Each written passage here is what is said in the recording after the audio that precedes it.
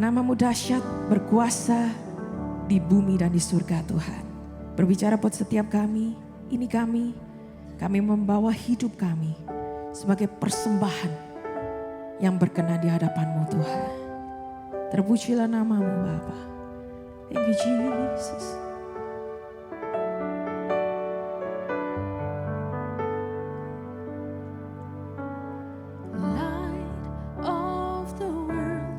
You stepped down into darkness, open my eyes, let me see beauty that made this heart adore you. All of a life spent with you.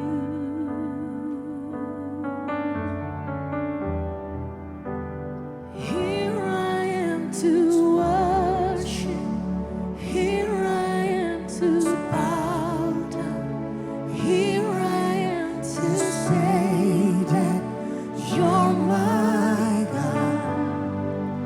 You're altogether lovely, altogether worthy, altogether wonderful to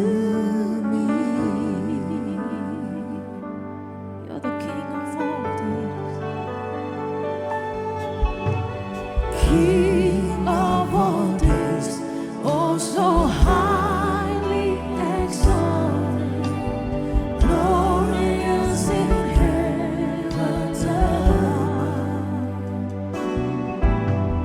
Humbly you came to the earth you created, all for love's sake became food. Tinggi di hadapan Tuhan dan katakan, here I am to worship, here I am to bow down, here I am to say that you're my God. You're altogether lovely, altogether worthy, altogether wonderful to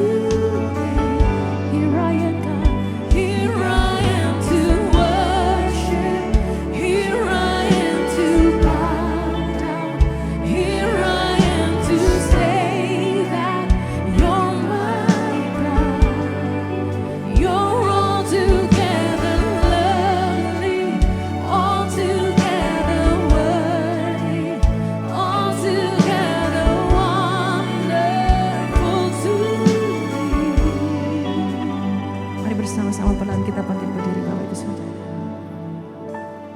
I never know how much it costs to see my sin upon that cross.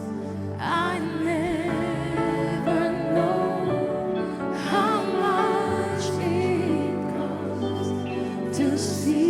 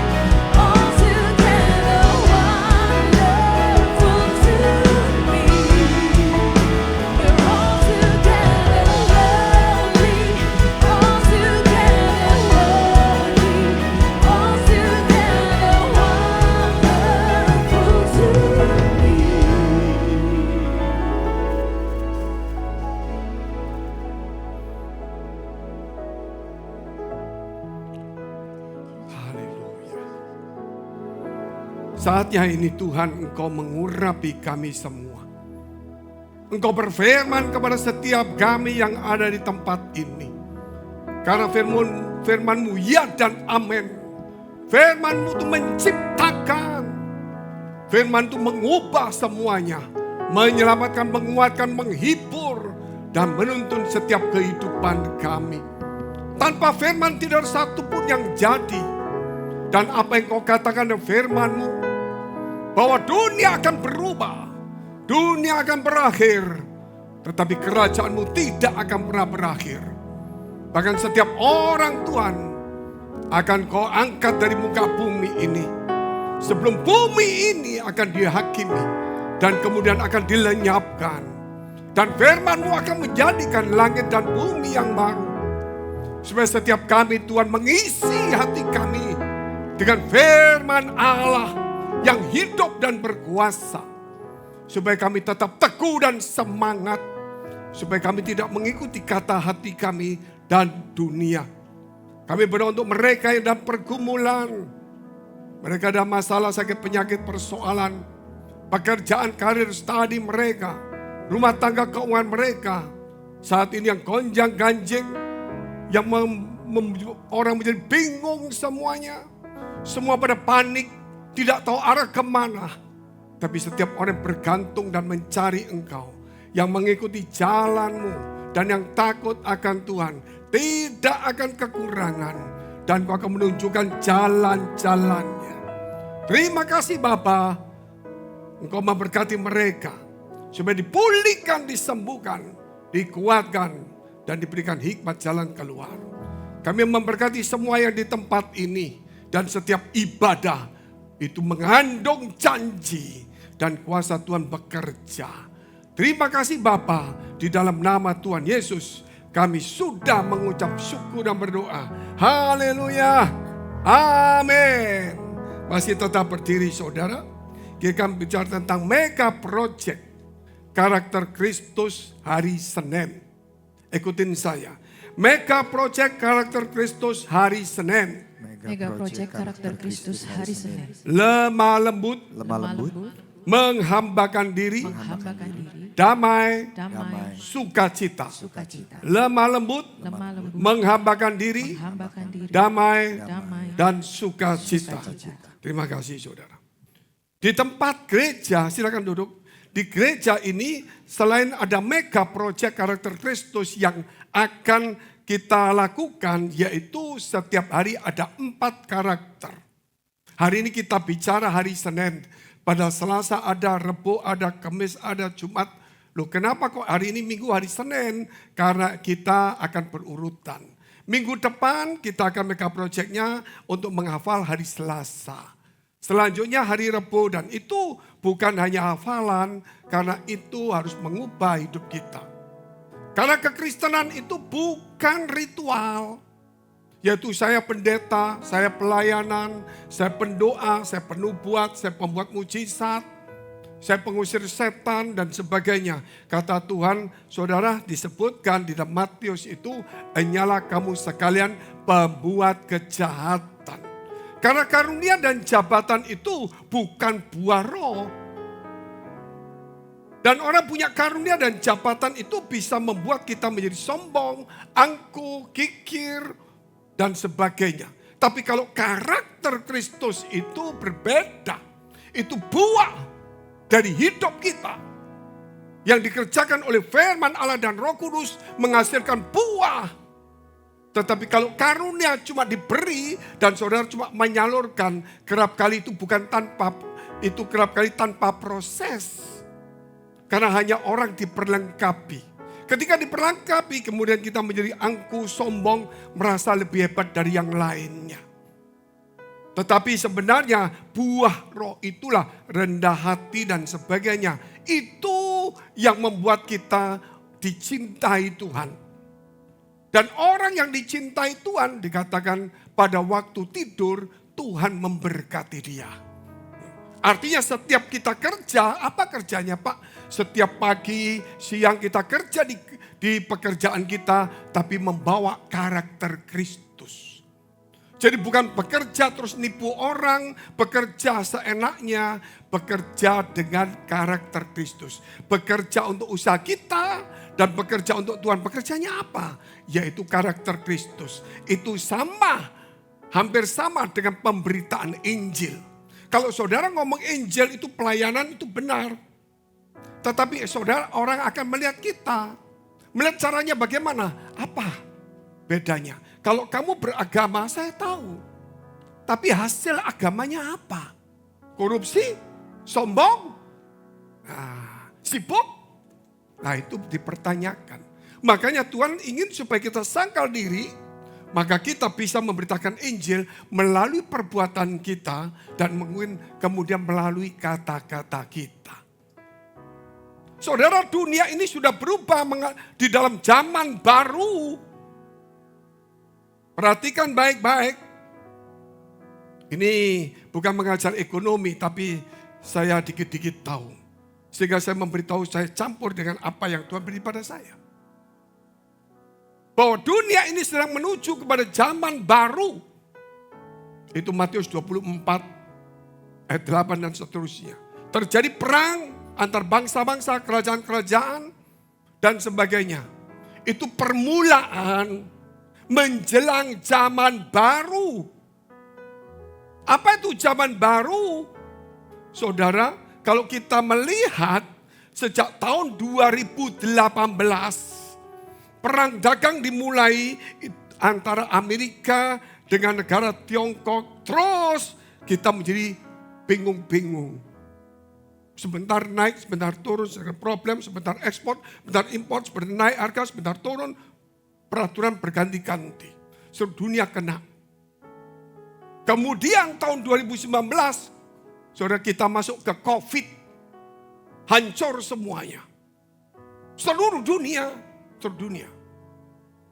Setelah COVID, perang yang namanya Rusia dengan Ukraina. Tapi itu perang kecil. Bukan soal kecilnya. Di belakang ini seluruh negara Eropa 30 lebih plus Kanada, Australia, Amerika itu membantunya. Jadi sebenarnya itu perang proksi.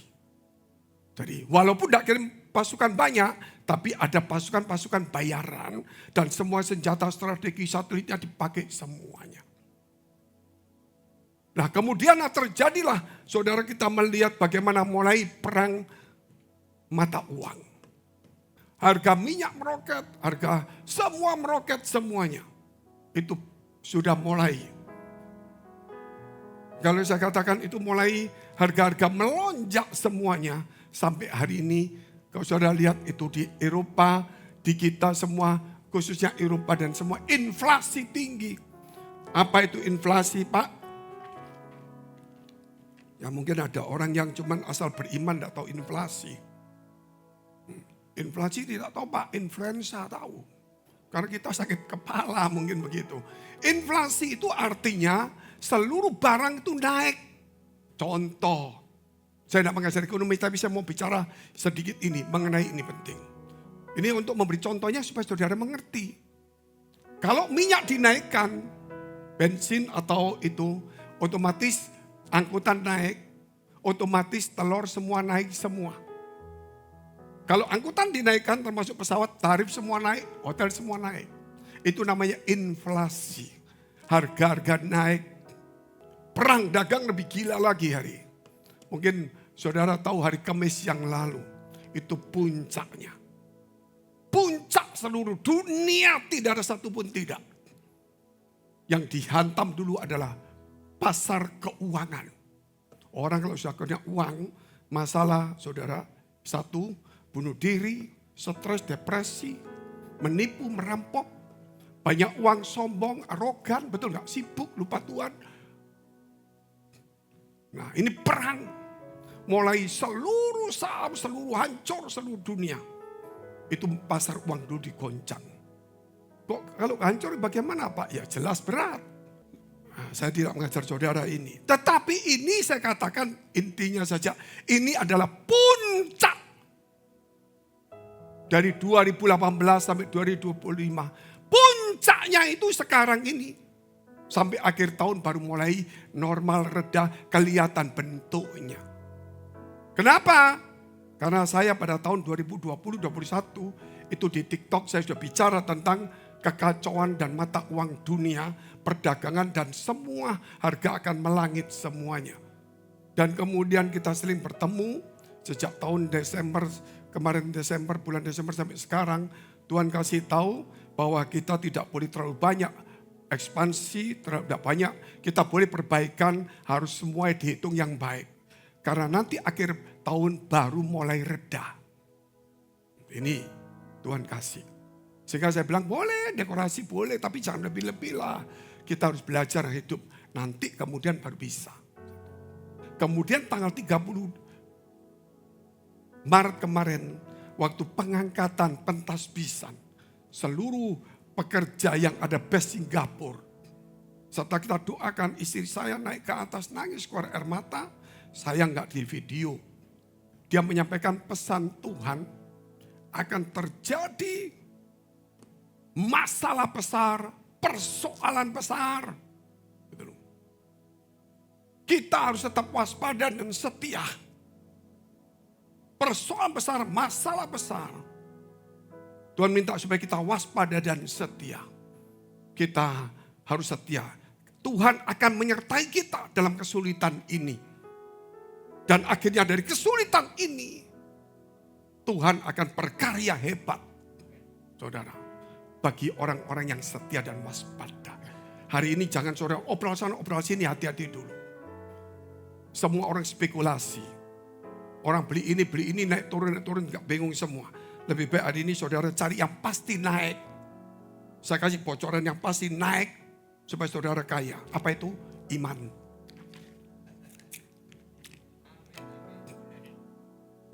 Itu pasti naik. Gak mungkin turun. Kalau sudah turunkan sendiri ya gak bisa. Ya gak bisa. Oke, saya mau tutup ini sedikit, tapi ini saya tambah sedikit. Nah, bicara tentang hal ini, puncaknya ini dunia baru.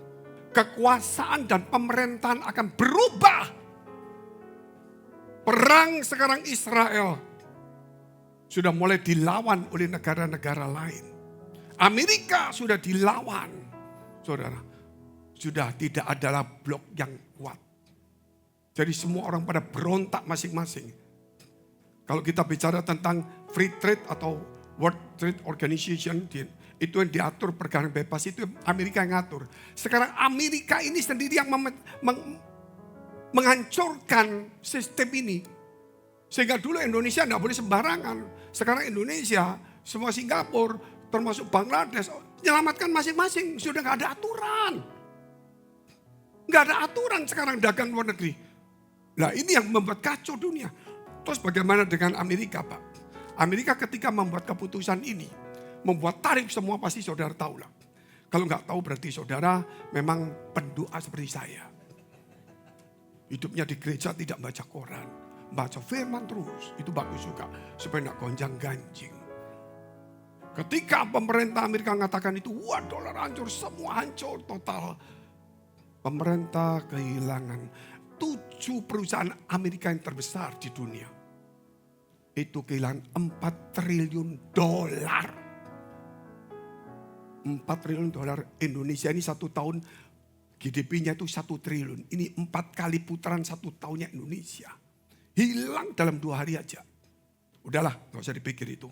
Kita gak ikut campur. Ada yang kena mungkin, cuma kita ada yang 1-2 yang kena. Nah, tapi yang paling berat itu orang kan jual saham semua. Ya saudara gak ngerti gak apa-apa lah. Ini saya mau cerita. Ini kan nanti media kan ada yang lihat. Ih gereja best lumayan ngerti juga ya. Saya pikir cuma doa, makan, tidur, puasa. Terus persembahan perpuluhan. Ternyata ngerti. Dan bukan cuma ngomong gak ada dasar. Jadi saudara orang kalau jual saham di Amerika. Kita bicara Amerika saja. Jual. Karena hancur, rugi. Masuk nomor 1 apa? Mungkin deposito. Betul kan? Deposito atau yang lainnya. Deposito namanya obligasi. Itu kalau pemerintah, kalau saudara deposito ke bank. Tapi kalau perusahaan-perusahaan itu depositonya kecil, obligasinya besar. Kalau dia beli depositonya dari pemerintah, itu ada 3 tahun, 5 tahun, 10 tahun, bunganya sekian. Nah ternyata sekarang itu terjadi ras namanya vigilante.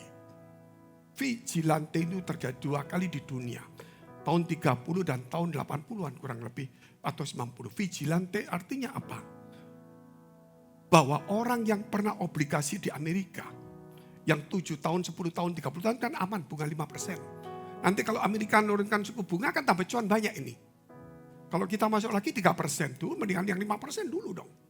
Ini tiba-tiba yang 10 tahun, 30 tahun yang jangka panjang, hancur lebur.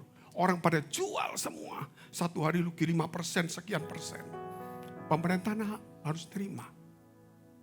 Dan pemerintah harus membayar 27 triliun dolar.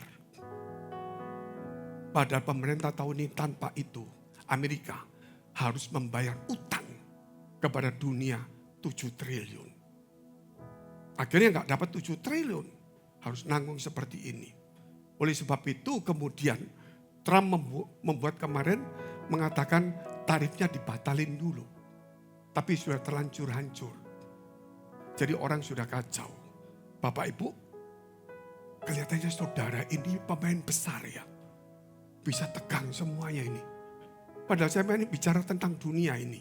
Saya nggak bicara tentang kita jumlah deposit 100 miliar, bukan. Ini bicara dunia. Gitu. Makanya saudara di sekarang ini dunia baru. Kekuasaan pemerintahan baru.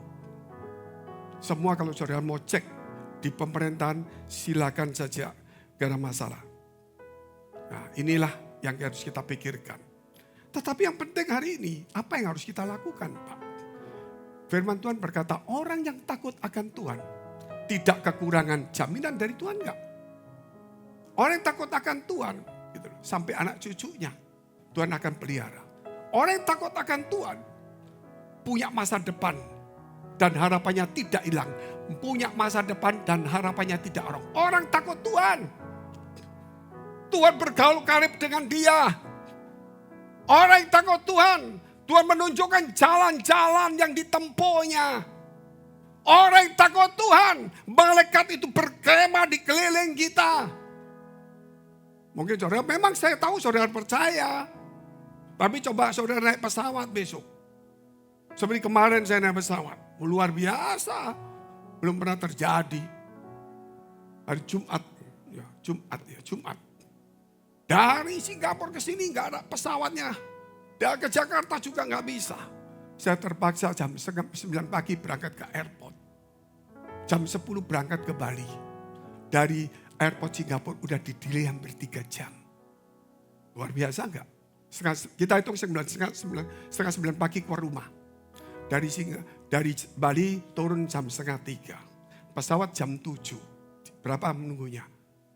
4 jam. Mundur jam setengah 10. Jam 10. Jadi saya kemarin Jumat itu 14 jam. Jadi dengan perjalanan menuju Eropa. Cuma transit mampirnya cuma di airport saja putar-putar. Ya di airport, di Eropa ketemu orang bule. Amerika, Spanyol, Eropa juga lah.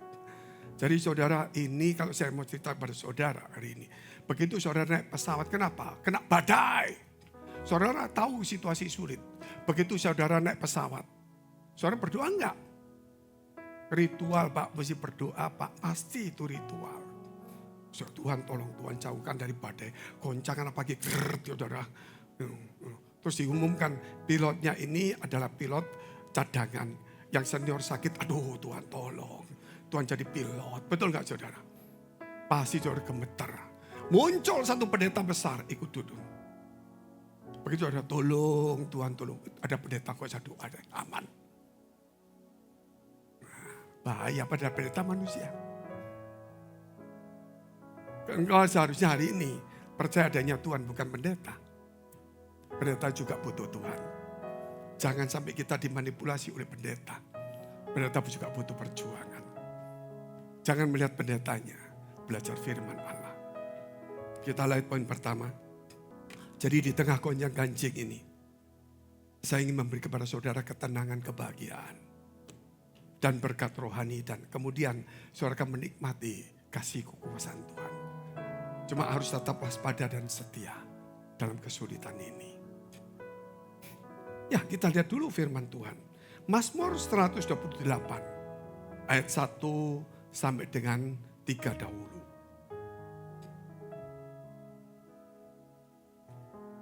Satu dua saja ya, kita sambung nanti. Nyanyian Syara. Berbahagialah setiap orang yang takut akan Tuhan. Orang yang takut Tuhan itu pasti berbahagia. Bukan orang yang berdoa, bukan orang yang berpuasa, itu ritual. Orang ritual artinya itu doa, puasa, ibadah. Tapi tidak mendengarkan firman Allah. Orang takut akan Allah itu haus dan lapar akan firman Allah. Itu namanya takut akan Tuhan. Mau mencari firman-Nya, mencari petunjuknya. Supaya kita tidak berjalan yang salah. Tapi kalau orang ritual itu orang beragama. Ada masalah dia berdoa nggak salah. Tapi tidak takut akan Tuhan. Makanya saudara lihat hari ini. Tuhan katakan pada mulanya Allah menciptakan langit dan bumi. Kemudian berfirmanlah Allah. Allah itu pasti berfirman. Oh Pak, banyak Allah di luar. Kalau Allah tidak berfirman, bukan Allah. Karena firman menjadikan apa yang tidak ada menjadi ada. Maka dikatakan datanglah saksi itu. Menunjuk Yesus sang firman Allah. Dan sang firman turun ke dunia ini. Dan dia kemana-mana memberitakan firman dan ajarannya.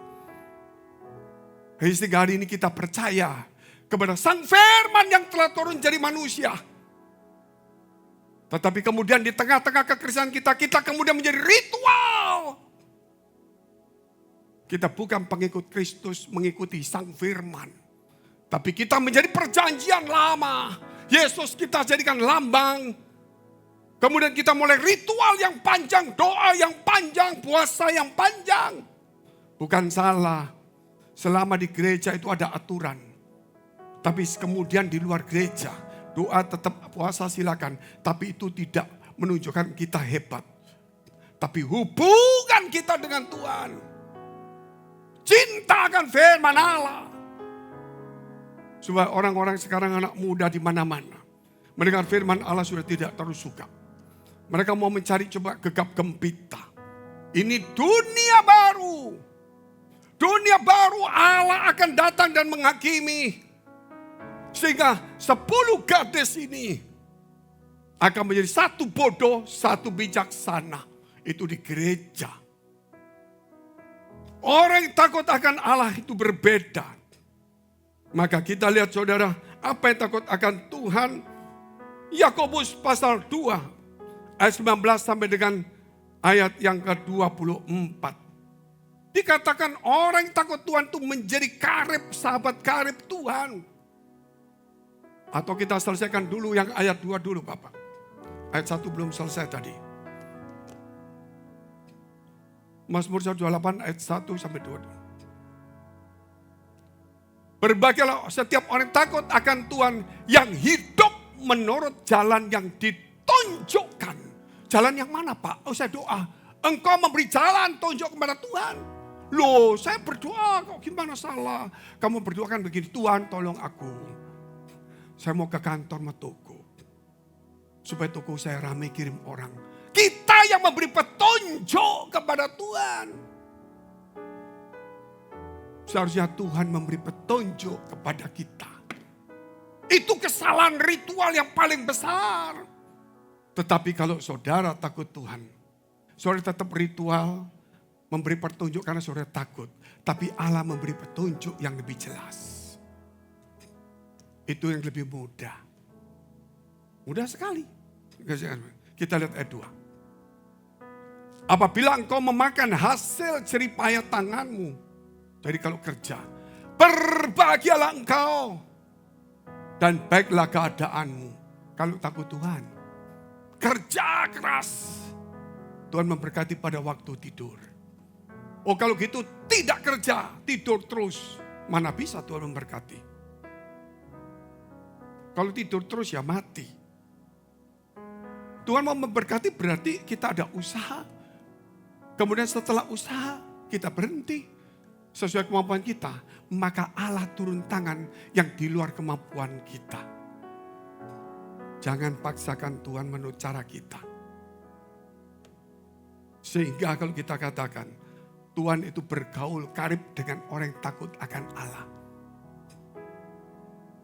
Orang yang takut akan Allah diberitahu petunjuknya. Kita lihat dulu Yakobus 2 ayat 19 sampai dengan 24. Siapakah yang menjadi sahabat Allah? Sebenarnya ada banyak hal kita akan bicara sebentar ini. Supaya saudara di zaman dunia baru apa yang harus kita lakukan? Gereja sudah banyak bicara. Ritual takut akan Tuhan, kekudusan sebelum kejadian kemarin Kamis. Ternyata sekarang sudah masuk di dalam menjelang zaman baru sudah mulai masuk. Pemerintahan akan berganti, kekuasaan akan berganti. Jadi Amerika sudah kehilangan power, Eropa sudah kehilangan powernya. Israel masih mengandalkan, Israel sekarang perang di Gaza. Dia masih ditolong Amerika, Eropa sudah sebagian dulu nolong, sekarang sebagian tidak mau menolong. Sebenarnya Amerika mulai kesulitan, Israel mau berperang, tidak ada yang menolong. Kalau nggak ada yang menolong, maka dia akan menjerit. Menjeritnya kepada siapa? Allah. Dia sebut Allah bukan Yesus, Yahweh. Yahweh, Yahweh, tolong. Yang muncul Tuhan Yesus, oh Yesus itu Yahweh. Jadi mereka mulai percaya Yesus. Tapi kita sudah diangkat. Tapi aneh sekarang, di gereja-gereja, orang jarang sekarang senang dengan nama Yesus, senang dengan nama Yahweh. Artinya kita ikut-ikutan Israel. Hati-hati, ada pelajarannya, tapi saya tidak mau mempersulit saudara. Ya, nama Yahweh itu dulu. Tapi kemudian Yahweh menampakkan diri namanya Yesus. Tapi orang Israel tidak menerima Yesus. Maka didapat nama Yahweh. Pelajaran ini kemudian namanya Mesianik, Mesias. Bahwa belum datang, Yesus belum datang. Makanya mereka nyebut Yahweh. Terus gereja-gereja mulai sebut Yahweh, Yahweh. Menolak Yesus. Makanya ada pelajaran. Yesus bukan Allah. Itu mulai. Itu gereja besar. Sudah mulai muncul. Karena dia pakai Yahweh. Jadi memungkiri Yesus dianggap nomor 2. Itu bahaya. Oke lah. Itu kalau kita lihat. Satu ketika dia berteriak Yahweh yang muncul Yesus di Bukit Zaitun. Mereka baru kaget. Oh Yesus. Kita sudah diangkat. Baru di waktu terkepung itu Tuhan tolong. Waktu Tuhan tolong. Maka sulit juga mereka masuk masa sengsara.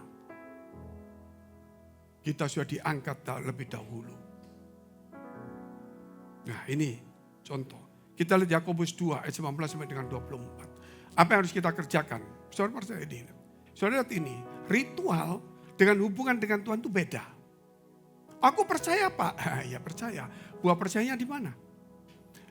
Engkau percaya bahwa hanya ada satu Allah saja itu baik. Tetapi setan-setan pun juga percayakan hal itu dan mereka gemetar. Kita gak gemetar ketemu Tuhan. Saking akrabnya. Saking akrabnya. Pakai piyama baju tidur gak karuan. Doa angkat kaki gini. Tuhan tolong saya memberkati. Saking akrabnya luar biasa enggak? Hebat enggak? Ampun. Memang kita akrab. Tapi tetap kita ada rasa hormat sama Tuhan. Jangan cuma akrab enggak hormat. Itu berarti belum akrab. Meremehkan Tuhan. Sok akrab. Ritualnya panjang. Terus kita lihat. Hai manusia bebal. Maukah engkau mengakui sekarang bahwa iman tanpa perbuatan adalah iman yang kosong? Aku percaya kalau nggak ada perbuatannya nggak. Terus, bukankah Abraham bapak kita dibenarkan karena perbuatan-perbuatannya ketika ia mempersembahkan Ishak anaknya di atas mezbah? Loh Pak, dia memperbuatannya terus imannya di mana? Kalau nggak ada iman, dia nggak mungkin mempersembahkan. Amin. Jadi ada iman dulu. bahwa Allah sanggup untuk membangkitkan orang mati dan dia percaya.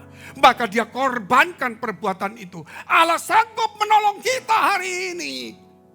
Itu iman kita. Tapi apa yang saudara perlukan kepada Tuhan? Apa yang saudara berikan kepada Tuhan? Hatimu kepada dunia. Hati kita kepada dunia. Bukan untuk cinta firman Allah. Ingat itu. Makanya saudara, orang perbuatan jangan dipotong dulu. Dibenarkan karena perbuatannya. Terus imannya di mana Pak? Karena dia percaya Allah. Dia memberikan hidupnya kepada Allah. Saya percaya Allah. Terus saya tidak memberikan hidupnya. Hai, dengerin semua. Berarti saudara percaya tapi tidak ada perbuatan. Di gereja pelayanan tidak menjamin seorang anak muda WL dari Batam. Namanya Anita. Belum menikah. Bukan promosi untuk cari jodoh. Kemarin waktu WL di Singapura. Saya mau saksi tentang dia. Dia yang WL saya nggak tahu. Saya bilang, wah kalau gitu kamu yang saksi lah. Tidak usah saya yang saksi. Dia saksi dengan gemetar takut. Dia gemetar. Dia pelayan Tuhan sejak kecil ikut gereja. Dia pikir kalau ada pengangkatan dia selamat. Tiba-tiba dia bermimpi. Waktu bermimpi ada suara sangkakala. Dia sambil gemetar ngomongnya. Sangkakala bunyi keras. Dia langsung tahu dalam mimpi itu dia bangun. Dalam mimpinya bangun tapi dia belum bangun. Dia bangun. Wih, pengangkatan. Dia lihat beberapa orang. Loh, pada panik semua. Tiba-tiba dia lihat gerbang. Di balik gerbang orang. Waduh, sukacita, pesta. Dengan anak domba. Wah, dia tahu. Ini pengangkatan. Mulai dia gedor-gedor pintu. Tuan, gedor. Gak dianggap Tuhan. Ada satu suara berkata, siapa kamu? Saya Anita. Ya dia ceritakan semua. Aku gak kenal kamu. Dia gedor, Tuhan aku Anita. Gak diterima. Itu panjang ceritanya. Itu akan muncul di YouTube. Dia saksi sendiri sudah dengar. Dan dia menjadi 5 gadis bodoh. Karena dia punya jabatan pelayanan. Tapi tidak menjamin. Hati-hati. Hubungan dengan Tuhan. Oh Pak, kalau gitu kalau pelayanan tidak jamin lebih baik tidak pelayanan. Lebih tidak terjamin Pak. Saudara mau pinter-pinteran terus buter aja di padang gurun. 21 sekarang. Bukankah Abraham bapak kita bekerja sama dengan perbuatan? Kamu lihat bahwa iman bekerja sama dengan perbuatan-perbuatan harus sejajar. Dan oleh perbuatan-perbuatan itu iman menjadi sempurna. Jadi kalau jangan ngomong gini, oh aduh iman toh. Sudahlah, gak banyak ngomong saya dengar itu. Saya anggap itu terbelakang. Itu masih belum masuk pendidikan yang baik. Kenapa? Kalau saya ngomong iman, gak ada perbuatan itu, gak masuk akal. Iman itu menghasilkan perbuatan. Saya percaya Tuhan. Tuhan akan tolong saya tenang. Betul gak saudara? Saya percaya Tuhan, gak tenang. Repot. Terus ayatnya. Dengan jalan demikian, genaplah nas, yaitu firman Tuhan, yang mengatakan, lalu percayalah Abraham kepada Allah. Maka Allah memperhitungkan hal itu kepadanya sebagai kebenaran. Karena itu Abraham disebut sahabat Allah. 24. Jadi kamu lihat bahwa manusia dibenarkan karena perbuatannya. Maaf Pak Fengki, pendeta tidak ngomong begitu. Lihat dulu. Dan bukan hanya iman.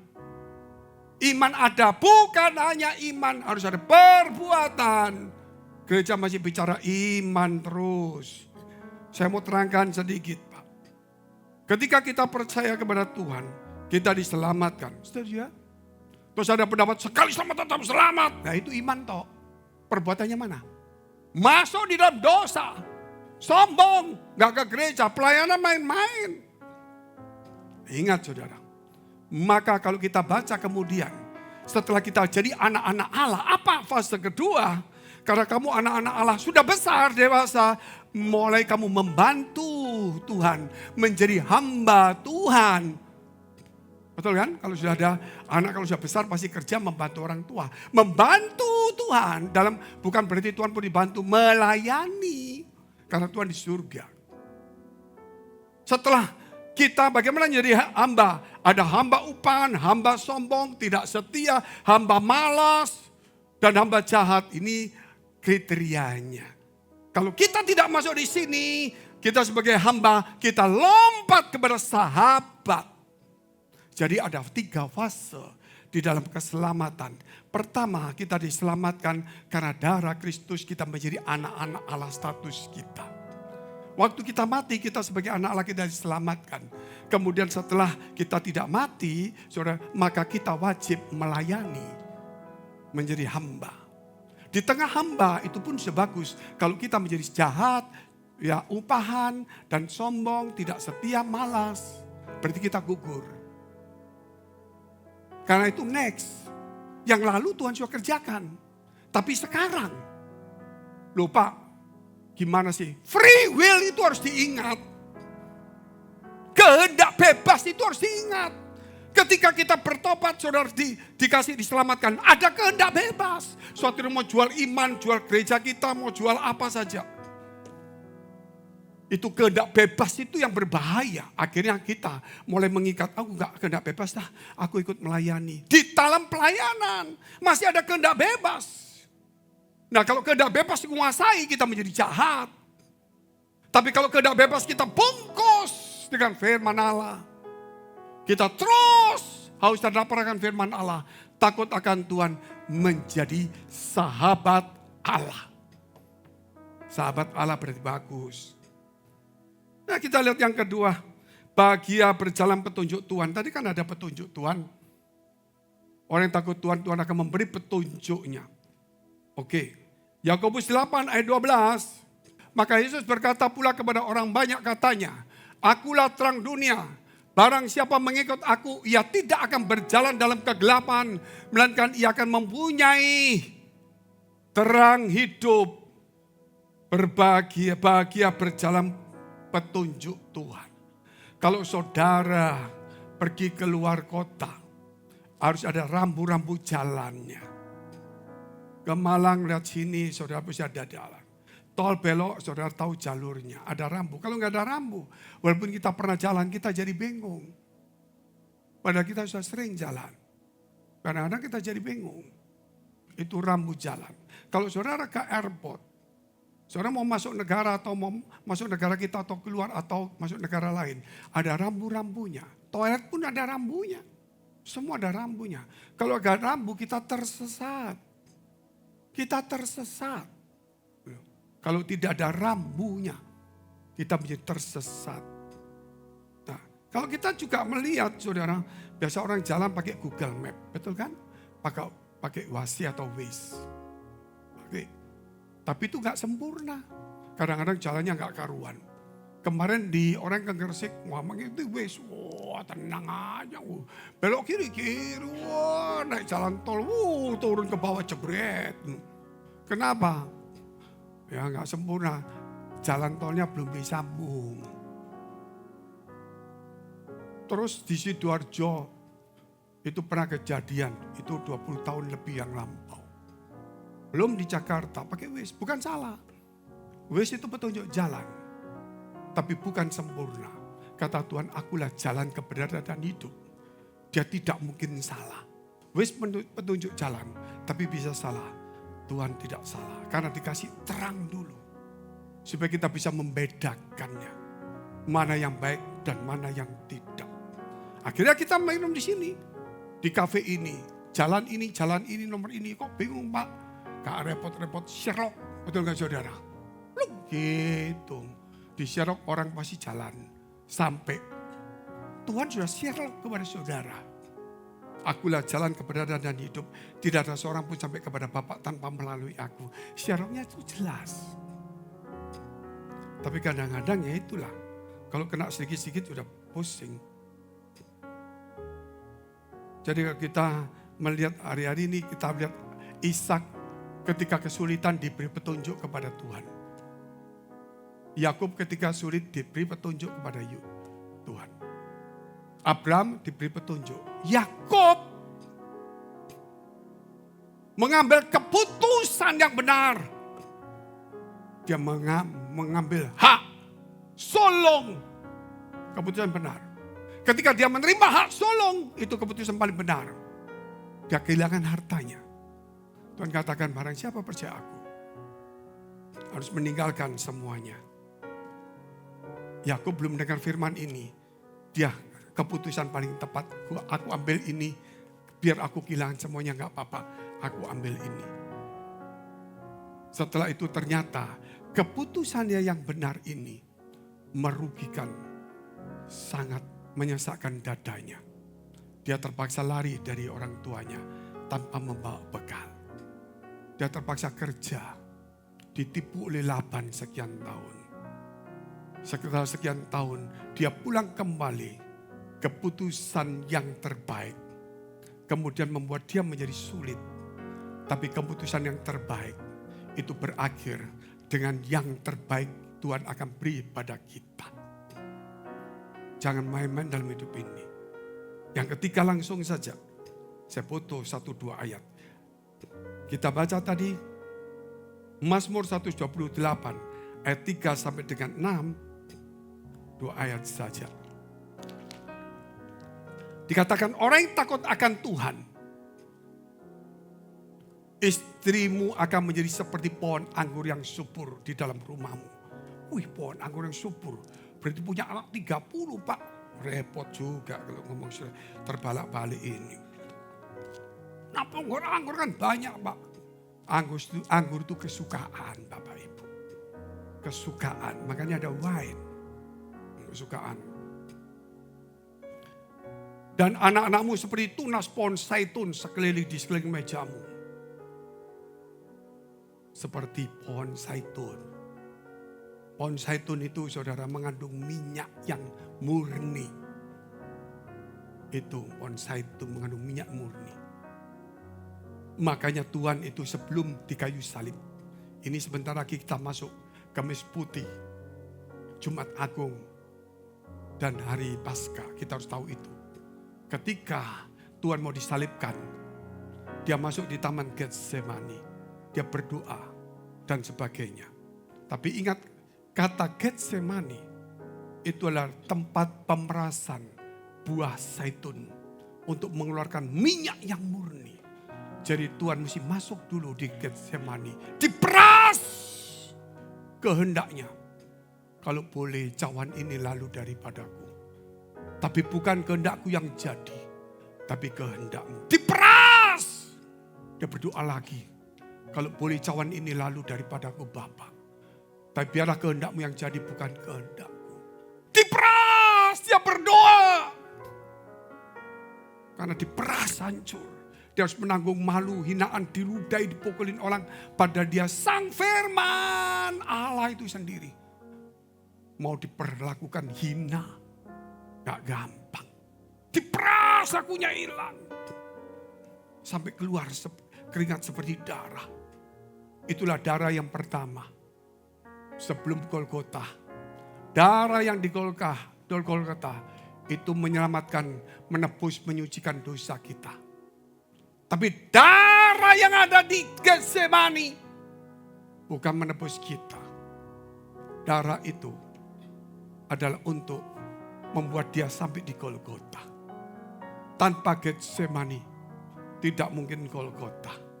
Saudara jangan ingin bersama dengan Tuhan menjadi akrab kalau saudara tidak mau diperas. Makanya seperti zaitun. Ayat selanjutnya. Sesungguhnya demikianlah akan diberkati orang laki-laki yang takut akan Tuhan. 5. Kiranya Tuhan memberkati engkau dari Sion, supaya engkau melihat kebahagiaan Yerusalem seumur hidupmu. 6 yang terakhir. Dan melihat anak-anak dari anak-anakmu damai sejahtera terjadi.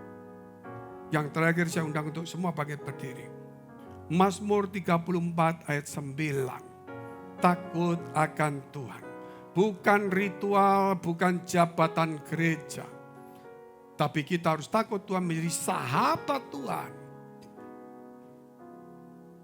Takutlah akan Tuhan, hai orang-orang yang kudus. Orang yang kudus pasti takut Tuhan, orang yang gak kudus gak bisa. Sebab tidak berkekurangan orang-orang yang takut akan Dia. Bapa kami dalam surga. Bapa yang baik, yang kami kenal dalam nama Yesus. Dunia baru sedang datang. Zaman baru sedang datang. Kami akan masuk di zaman baru. Kami menikmati nubuatan firman Allah. Kami harus tetap setia dan waspada. Di tengah goncangan-goncangan kekuasaan pemerintahan yang baru. Engkau akan menuntun kami, memelihara kami, memulihkan kami. Perkara besar akan terjadi di gereja. Khususnya gereja BES ini ketika kami tetap setia dan waspada di tahun ini juga. Tuhan, Engkau menyertai kami semuanya. Supaya kami tidak ritual, tapi kami takut dan haus dan lapar akan firman Allah.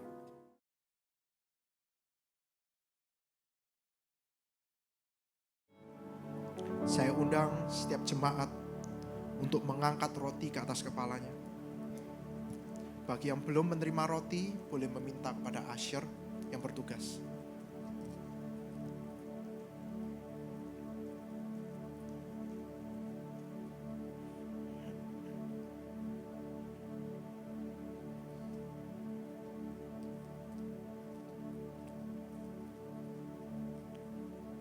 Baik.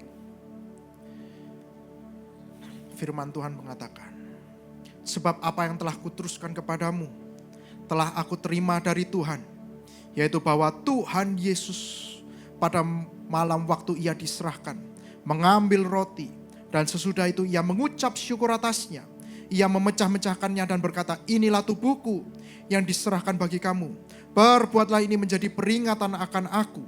Bukankah roti yang kita pecah-pecahkan adalah persekutuan dengan tubuh Kristus? Amin. Mari kita makan di dalam nama Tuhan Yesus.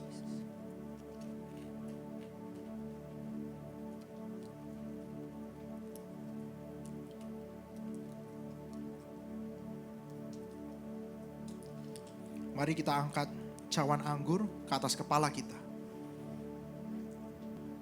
Demikian juga ia mengambil cawan sesudah makan. Lalu berkata, cawan ini adalah perjanjian baru yang dimeteraikan oleh darahku. Perbuatlah ini setiap kali kau meminumnya, menjadi peringatan akan aku. Bukankah cawan pengucapan syukur yang atasnya kita ucapkan syukur adalah persekutuan dengan darah Yesus? Mari kita minum di dalam nama Tuhan Yesus. Dan kami mau berdoa untuk gereja-gereja yang ada di seluruh dunia. Bagi para hamba Tuhan sampai kepada semua jemaatnya. Kiranya Tuhan memberkati mereka semua. Supaya mereka menjadi berkat dan berdampak. Sehingga gereja di seluruh dunia dipenuhi oleh jemaat yang mencari Tuhan dengan tulus dan takut. Buat semua hamba Tuhan dan gereja bersatu. Rukun dan tidak terpecah-pecah. Supaya dunia percaya Yesus adalah Tuhan bagi kemuliaan Allah Bapa. Demikian juga untuk gereja di mana kami kau percayakan untuk mengembalakannya. Yaitu gereja Blessing the Spirit. Kami berdoa untuk setiap persembahan yang dari jemaat dan umat-Mu. Kiranya Tuhan menerima dan membalas berlipat-lipat.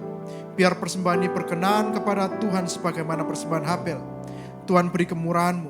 Balaslah kebaikan dan kerahan hati jemaat. Jaga dan lindungi mereka. Serta pelihara mereka berserta keluarga, pekerjaan dan kesehatannya. Mari saudara-saudara dikasihi Tuhan. Kita dekapkan tangan kita di dada. Karena firman Tuhan berkata, jagalah hatimu dengan segala kewaspadaan. Karena dari sanalah terpancar kehidupan. Jemaat yang dikasihi Tuhan, jadilah berkat dan terimalah berkat rahmat anugerah dari Allah Bapa di surga. Di dalam putra tunggalnya Yesus Kristus yang telah mati bagi dosa kita dan bangkit pada hari ketiga. Sehingga kita menyembah Tuhan Allah yang hidup dan iman kita bukan kepada Tuhan yang mati. Dia naik ke surga menyediakan rumah bagi kita. Sehingga kita punya pengharapan yang pasti. Dia akan datang kembali kedua kalinya. Menjemput gereja dan umatnya yang berjaga-jaga, kudus, dewasa dan bijaksana. serta menghakimi dunia. Dan di dalam persekutuan dengan Roh-Nya yang kudus, yang membuat hati kita berkobar-kobar dan roh kita menyala-nyala di dalam kasih semula. Roh Kudus yang menghibur, menguatkan, memelihara, menginsyafkan, menuntun, dan memimpin kita kepada kebenaran dan kekudusan, serta menjadi saksi Kristus mulai hari ini sampai selama-lamanya. Mari kita tutup di dalam doa Bapa kami. Bapa kami yang ada di dalam surga, surga, dikuduskanlah namamu, datanglah kerajaan-mu, jadilah kehendak-mu di bumi seperti di surga. Berikanlah kami pada hari ini makanan kami secukupnya, dan ampunilah kami akan kesalahan kami, seperti kami juga mengampuni orang yang bersalah kepada kami. Dan janganlah bawa kami dalam pencobaan, tapi lepaskanlah kami daripada yang jahat. Karena Engkau yang punya kerajaan dan kuasa dan kemuliaan sampai selama-lamanya. Amin. Amin. Tuhan Yesus memberkati. Jemaat dipersilakan duduk. Semua masalah